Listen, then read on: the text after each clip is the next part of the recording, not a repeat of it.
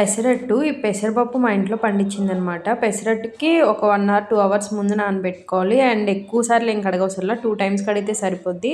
ఆ తొక్కతో ఉంటేనే బావుంటది పెసరట్టు. ఆ తర్వాత మిక్సీ జార్‌లో పెసరపప్పు, అలానే ఒక 2, 3 పచ్చిమిర్చి, అల్లము, చిటికెడు పసుపు ఏసి మిక్సీ చేసుకోవాలి. నేను కొంచెం కచ్చా పచ్చా చేసుకొని ముందు పక్కన పెట్టుకున్నాను. అది కర్రీకనమాట. తర్వాత సాల్ట్ ఏసుకొని మెత్తగా స్మూత్‌గా పేస్ట్ చేసేసుకున్నాను. ఇంకా పలుచగా దోస ఏసుకోవడమే. ఆ దోస మీద సన్నగా కట్ చేసిన ఆనియన్స్, కరివేపాకు, నచ్చితే జీలకర్ర కూడా వేసుకుంటే టేస్ట్ అయితే చాలా బావుంటది. అయితే ముందుగా నేను కర్రీకి కచ్చాపచ్చాగా తీసుకున్నాను కదా! కర్రీ కోసమైతే అలానే చేయాలి. మరీ మెత్తగా పేస్ట్‌లా చేయకుండా బావుంటది. పెసర పునుగుల కర్రీ నేనెప్పుడు చేసినా ఇలా ఫస్టు టిఫిన్ కింద తీసుకొని తర్వాత కర్రీకి కూడా అలా చేస్తా అనమాట. అదే దోస కూడా రైస్ కూడా ఏమి ఎయ్యవసరం లేదు. ఎంత మెత్తగొచ్చిందో దోస కూడా ఇలా పల్లీ చట్నీతో తింటే సూపర్.